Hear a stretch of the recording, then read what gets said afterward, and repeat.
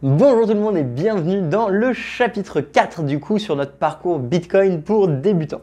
Dans ce chapitre, on va vraiment parler plus du prix et de comment en obtenir, à savoir avec votre travail, vos efforts, vos connaissances ou en transformant une partie de votre épargne ou du moins de vos économies dans une épargne saine telle que Bitcoin. La dernière vidéo de ce cours, enfin de ce chapitre du coup, va être sur l'hyper-bitcoinisation, à savoir comment est-ce qu'on peut imaginer un futur où Bitcoin est pleinement utilisé dans l'économie réelle, les magasins l'acceptent, les commerçants l'utilisent pour payer leurs fournisseurs et finalement vous êtes payé vous aussi en Bitcoin, etc. Donc vraiment un petit peu l'aboutissement de cette technologie et de ce système financier parallèle. Dans cette première vidéo, on va tout de suite commencer avec le prix et donc un récap de qu'est-ce qu'a fait le prix depuis l'origine de Bitcoin en 2009 et voir un petit peu ces bulles spéculatives, cette volatilité, ces hauts, ces bas, ces crashs, ces euphories de marché qui font finalement Bitcoin. Bitcoin, c'est un tout, je pense que désormais vous l'avez compris. Le prix fait partie de ce protocole et naturellement les folies des marchés avec. Donc on va regarder un petit peu ça en détail. Merci à vous de continuer à soutenir ce projet, merci à vous de continuer à suivre cette formation, j'espère qu'elle vous plaît et merci à tous ceux qui ont rendu ce projet possible.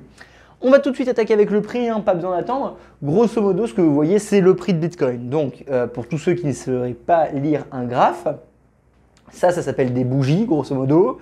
Et quand c'est rouge, c'est que ça a baissé. Quand c'est vert, c'est que ça a monté. Et une bougie représente un laps de temps, à savoir une semaine pour ce graphe. Donc chaque bougie, c'est une semaine de mémoire. Je pense, il est marqué ici, tac, tac, tac, tac, tac, tac, tac, tac, tac, un mois. Excusez-moi, c'est un mois. Donc chaque bougie est égale à un mois ici pour notre graphe. Donc ça représente l'historique de Bitcoin de 2010, où il y a eu le premier prix qui a été officialisé, jusqu'en du coup 2021. Il n'est pas exactement à jour. Considérez que là, on est remonté et on est redescendu et on stagne au même niveau. Donc on est grosso modo au même niveau que ce graphe, mais il y a quelques mois qui se sont passés, genre 4 mois. Bref, le prix aujourd'hui, on s'en fout, un petit peu quand même, soyons honnêtes. Et surtout, c'est rarement ce dont je vais parler. Quand je dis rarement, c'est pratiquement jamais. Vous aurez très peu de vidéos sur la chaîne par rapport au prix, c'est l'une des rares que je fais, celle-ci, simplement parce que le prix n'est pas ce qui m'intéresse quand on parle d'une révolution d'un outil en fait monétaire à la base.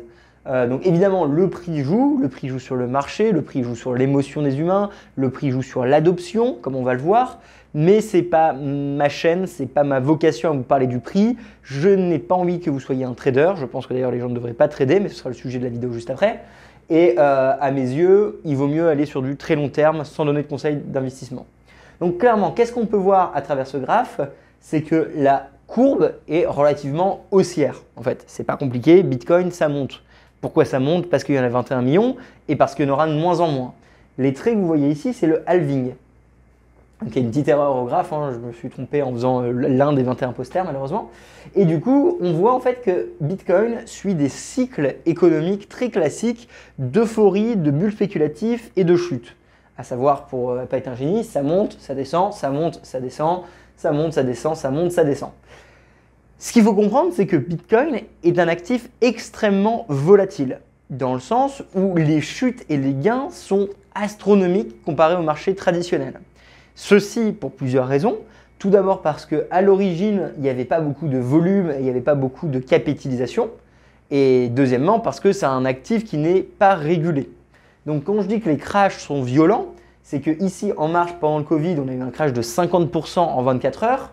Ici, à la fin du bear market de 2017, on a fait quasiment moins 80%. Ici, on a refait moins 80%. Là, on a perdu 73% en 3 mois. Ici, c'était un flash crash jusqu'à 0. Ici, on a reperdu 90% en quelques mois. Chaque fois qu'il y a ces grands crashs, ces liquidations, ces bear market, où le prix est anéanti et Bitcoin est considéré comme mort, finalement, le prix renaît de ses cendres, Bitcoin continue à créer un bloc toutes les 10 minutes, l'adoption continue et derrière, il y a des milliers de pourcents en gain. Donc voilà, le prix passe de quasiment 0 à 1 centime, puis à 1 $, puis 6 $. Ça redescend à 1 $, ça monte à 500 $, 700 $. Le pic ici en 2013 était de 1100 $. On redescend à 170, on monte à 20 000, on descend à 3 000, on est monté à 60 000, on est redescendu à 30 000 et ça va probablement continuer à suivre une volatilité extrême. Ce qu'il faut comprendre, c'est que ces cycles en fait, de montée et de descente sont complètement normales et complètement il faut les attendre en fait. Pourquoi? Parce que Bitcoin, du coup, comme je le disais, est un actif jeune. Donc la capitalisation totale de Bitcoin est très faible. Dans le sens où en 2013, grosso modo, Bitcoin représentait seulement quelques milliards. Donc une personne qui voulait acheter des millions ou des milliards allait naturellement faire bouger le prix. De la même façon qu'aujourd'hui, Bitcoin est dans les trilliards, c'est très compliqué de faire bouger le prix. C'est toujours possible si on est Elon Musk, c'est toujours possible si on est une baleine, donc quelqu'un avec énormément de Bitcoin, mais réalistiquement, vous n'allez pas pouvoir le manipuler à votre guise à l'infini, parce que le protocole est trop gros, il y a trop d'acheteurs, trop de vendeurs, trop de liquidités. Donc au fond, au fur et à mesure que le protocole Bitcoin a été adopté, que de plus en plus de personnes ont voulu avoir du Bitcoin et que le prix a monté, la volatilité est descendue et continue à descendre à travers le temps parce que finalement, le marché se stabilise vers un marché un petit peu plus sérieux que simplement le Far West. Alors c'est toujours le Far West, mais c'est un petit peu moins le Far West qu'avant. Le mieux pour parler de ces bulles spéculatives, qui sont clairement des bulles spéculatives, il n'y a pas de doute là-dessus, toutes les nouvelles technologies ont des bulles spéculatives, exactement comme Internet dans les années 2000, les imprimantes 3D, les casques de VR, qu'est-ce qu'on pourrait penser d'autre? Bon, la marijuana a eu ses bulles également, bref, il y a souvent des bulles dans le marché parce que le marché est irrationnel et n'est évidemment pas efficace, comme on pourrait le laisser entendre chez certains économistes. Donc forcément, il y a des bulles et donc quand le prix monte, tout le monde veut acheter, quand le prix baisse, tout le monde veut baisser. Le plus simple du coup pour expliquer ces bulles spéculatives, c'est de penser qui sont les nouveaux acteurs qui sont rentrés dans l'écosystème. Et ça, c'est super intéressant en fait. Figurez-vous qu'en 2011, à la base, ici, dans ce premier pic d'attention de Bitcoin, c'était vraiment des mecs tech-savvy, c'était des libertariens, c'était des goldbugs. En fait, ces trois types de personnes sont des personnes qui étaient à l'affût de ce genre d'initiative, d'innovation, on va dire, parce qu'ils suivaient des magazines très tech, parce qu'ils avaient l'espoir de revoir naître l'or et des monnaies saines et qui comprenaient finalement qu'une monnaie décentralisée était quelque chose qui permettrait de baisser la puissance et le pouvoir des États. Donc finalement, ici, les premières personnes à avoir vraiment adopté Bitcoin, outre les cypherpunks, c'était des gens qui cherchaient des solutions. Et Bitcoin arrivait comme la solution aux problèmes qu'ils avaient trouvés dans notre écosystème, enfin dans le monde en général, à savoir une monnaie complètement déréglée, un système financier oppressif, de la censure, etc. Donc c'est dans cette période-ci que par exemple Wikileaks s'est mis à accepter Bitcoin pour ses donations, que beaucoup d'investisseurs qui étaient à la base dans l'or se sont mis à s'intéresser à ce protocole. La deuxième vague, la vague de 2013 du coup, était elle partie à la base sur Silk Road. Donc là ça y est, on n'est plus sur une petite niche d'intellectuels un peu geeks, un peu financiers, mais on est vraiment sur une utilisation déjà plus de la masse pour Silk Road, à savoir le marché noir, le dark web comme vous allez toujours l'entendre.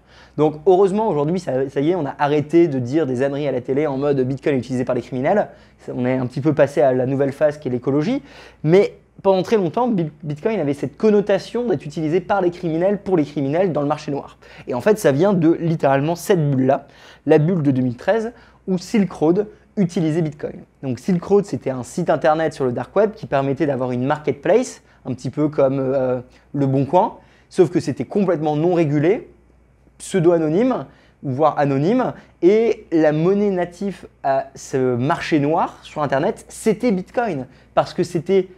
En fait, c'est l'aboutissement même de Bitcoin directement. C'est se dire, utiliser une monnaie non contrôlable, non censurable, pseudo-anonyme, c'est parfait pour ce genre de business. Donc naturellement, les criminels se sont mis à utiliser Bitcoin. Chose importante à considérer, c'est que les criminels utilisent encore aujourd'hui Internet, des baskets, l'électricité ou des chaussures. Ou des voitures même. Donc en fait, penser qu'il faut bannir Bitcoin parce que des criminels l'utilisent, c'est quelque chose qui n'a aucun sens, qui est complètement stupide comme logique de pensée, parce qu'en fait, les criminels, c'est d'autres problèmes, je veux dire, c'est simplement un outil qu'ils utilisent. Donc Bitcoin était utilisé comme outil par les criminels parce qu'il y avait une utilisation. Mais de la même façon que la première utilisation d'Internet, c'était la pornographie. C'est exactement pareil finalement. Et aujourd'hui d'ailleurs, la pornographie utilise énormément Bitcoin, vu que ça permet de passer outre les censures dans l'interdiction de payer par exemple les prostituées, ou ce genre de trafic, enfin pas de trafic, ce genre de métier. Sachant qu'encore une fois, que vous soyez un criminel ou pas, utiliser Bitcoin de façon illégale ne change pas le fait que vous êtes un criminel. Je veux dire, Bitcoin est un outil. Donc c'est comment vous utilisez cet outil qui vous rend criminel ou pas. C'est pas illégal dans un pays où c'est légal la prostitution de payer en Bitcoin. Par contre, dans un pays où c'est pas légal, payer en Bitcoin est simplement un outil de paiement. Bref, je me suis un petit peu perdu, mais je pense que vous avez compris ce que je veux dire. Parce que c'est important de comprendre que Bitcoin est simplement un outil et non pas criminel en soi. Donc Silk Road a fermé, hein, parce qu'ils ont arrêté Jack Osler, donc le créateur. Un jour, il y a plein de documentaires, plein de vidéos, même moi j'avais fait des vidéos dessus à l'époque sur la chaîne de Journal du Coin. Et grosso modo, Silk Road a été fermé et aujourd'hui il y a énormément de sites sur le dark web qui utilisent Bitcoin ou Monero, une autre crypto-monnaie.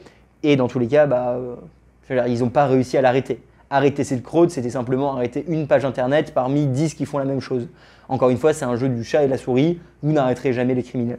Enfin, c'est un fait. C'est un petit peu comme essayer d'arrêter le trafic de drogue. Tant que vous ne le régulez pas, vous n'arrivez pas à l'arrêter. Donc, on a eu cette bulle spéculative qui s'est calmée. On a eu un long bear market et puis le prix a réexplosé.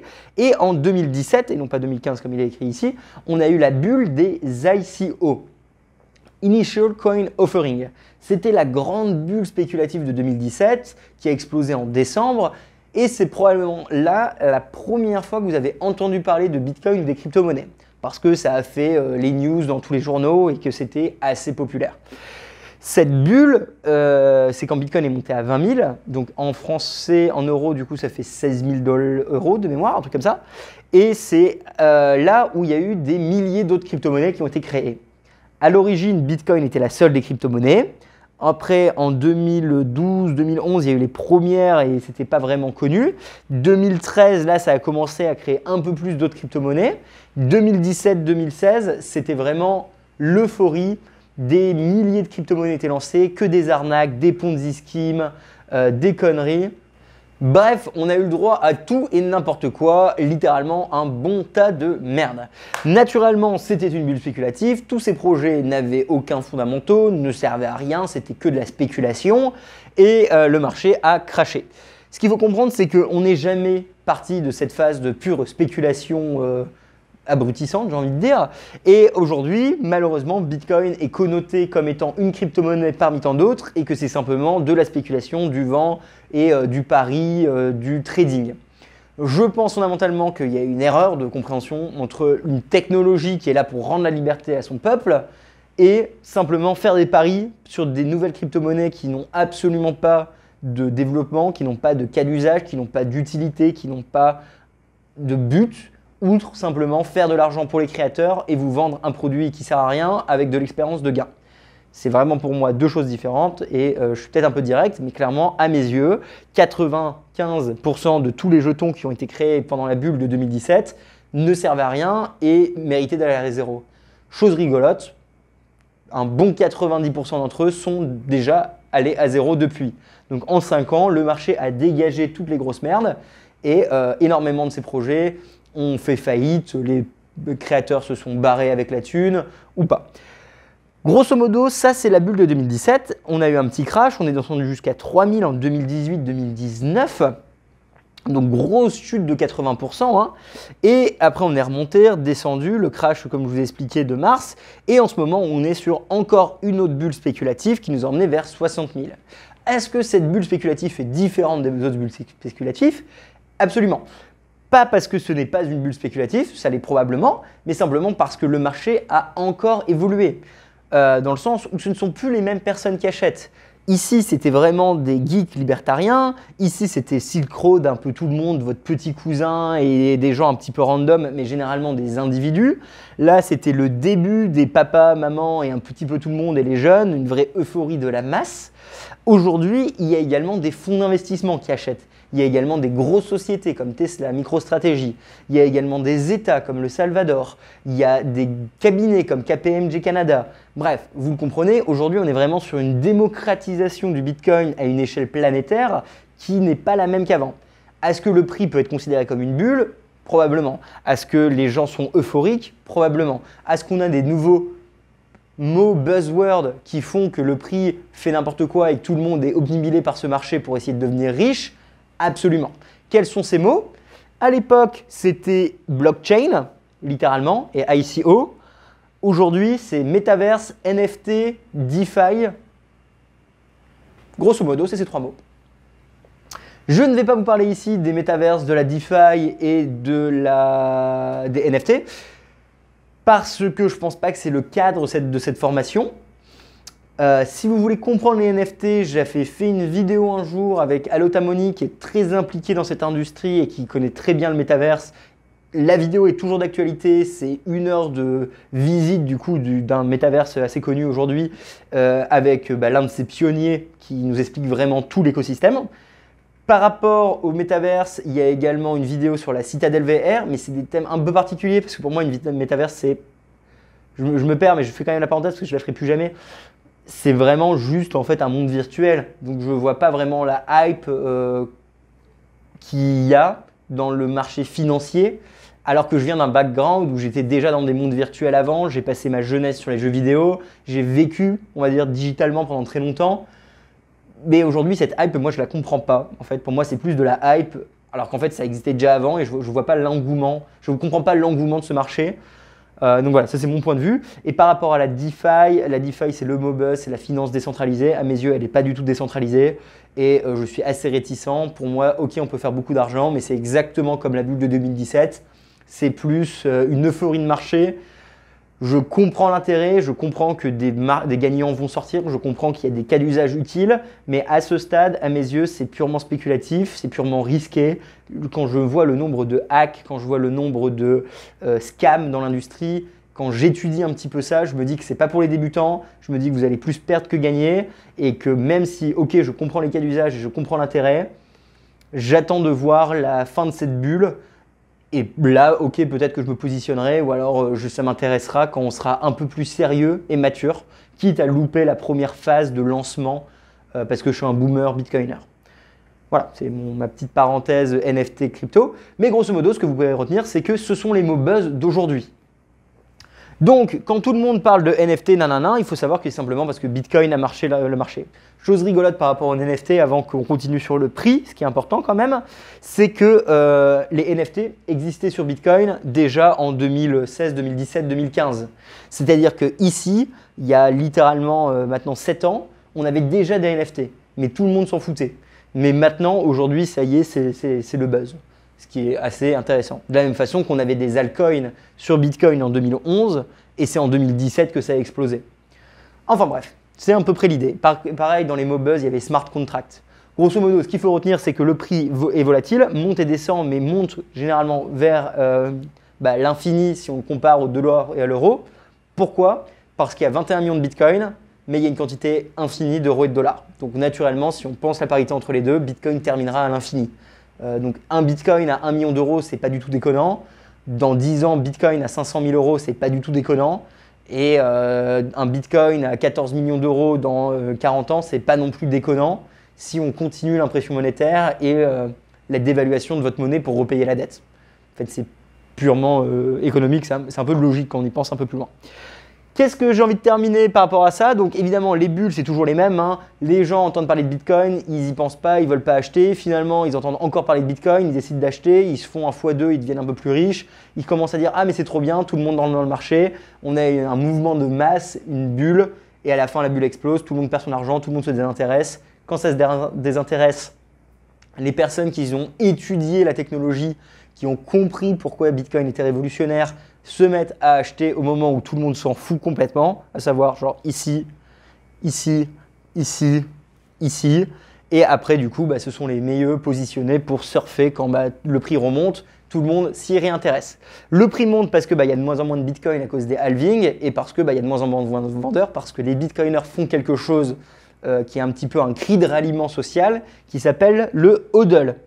Le hodl, c'est très simple, c'est le principe de hodler ses coins, c'est-à-dire ne pas vendre ses bitcoins. Notre idée est très simple en tant que bitcoiner, c'est qu'il y a 21 millions de bitcoins, il y a une quantité infinie de fiat.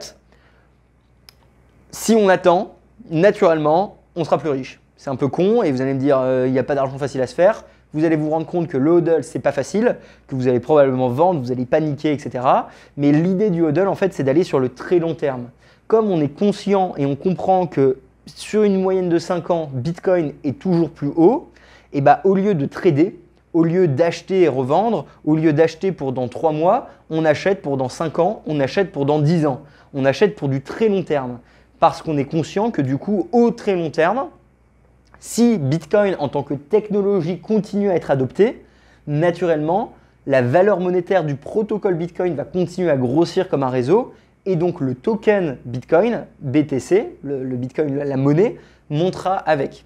Donc le principe du hodl, c'est simplement de garder ces coins, ne pas les trader, ne pas les vendre. Et ce qu'on fait, c'est ce qu'on verra dans la vidéo juste après, on fait du dollar cost average et on stack des sats.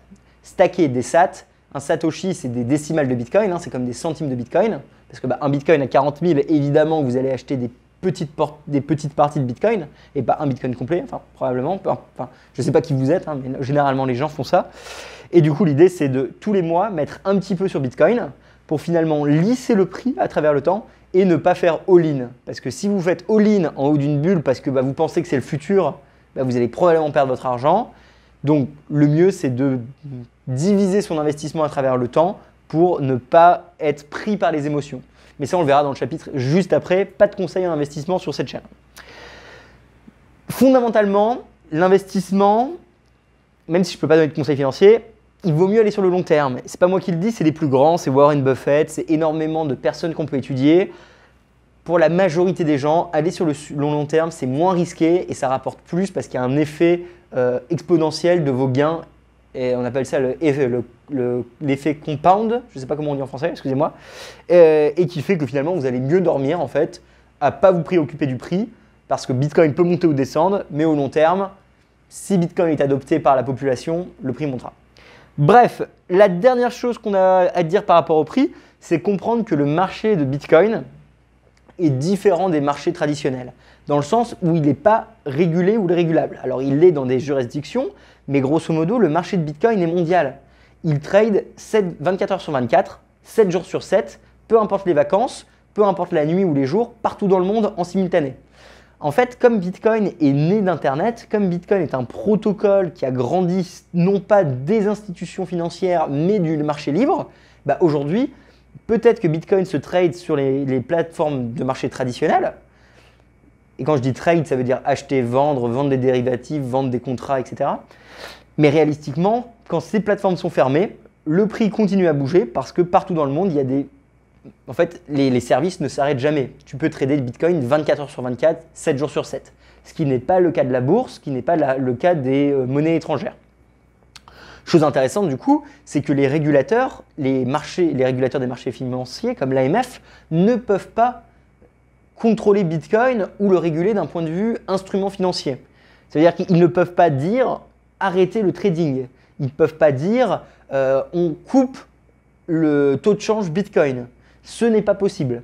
Ils peuvent couper le taux de change de plein d'instruments financiers si jamais ils en ont besoin. Ils ne pourront jamais couper le taux de change Bitcoin. Donc imaginons l'euro s'écroule et l'euro perd 30% de sa valeur du jour au lendemain, ce qui n'est pas déconnant. Naturellement, ça va être bloqué sur toutes les places de marché mondiaux pour limiter la casse et pas que ça descende jusqu'à 40 ou 50% de perte.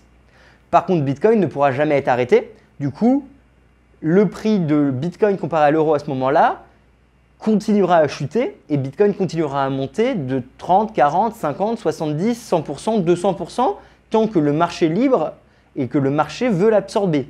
Je veux dire, aucun régulateur ne pourra couper les ponts à grande échelle, hein, je parle évidemment, à petite échelle ils pourront, mais pas à grande échelle, entre le prix de Bitcoin et l'euro, parce que le marché n'est pas régulé par eux. C'est important de comprendre ça parce que ça différencie énormément Bitcoin du reste du marché traditionnel. Vu que dans Bitcoin, on utilise des dollars digitaux, des stablecoins, on appelle ça, on utilise d'autres crypto-monnaies. Mais bref, on n'est pas là pour parler de trading, je voulais juste vous donner une grosse introduction un petit peu directe sur comment fonctionne ce marché. Ce que vous devez retenir, c'est que le prix monte et descend, c'est normal, c'est des bulles spéculatives. Chaque bulle spéculative amène un nouveau lot de financement, d'investissement, de capital qui permet de construire l'infrastructure nécessaire pour les évolutions de demain. Le prix continue à monter simplement parce que Bitcoin devient de plus en plus rare tous les 4 ans. Il y a de moins en moins de vendeurs. Les personnes qui adoptent Bitcoin ont évolué à travers le temps. Libertarien, goldbug, un petit peu geek au début, un petit peu criminel, intéressé, on va dire anarchique, qui recherchait du fun et un petit peu des choses alternatives. Ensuite, ça a été la bulle des ICO, avec vraiment une euphorie globale de votre père, votre cousin, peut-être vous, etc., où tout le monde a acheté ses premiers euros et on en parlait au JT.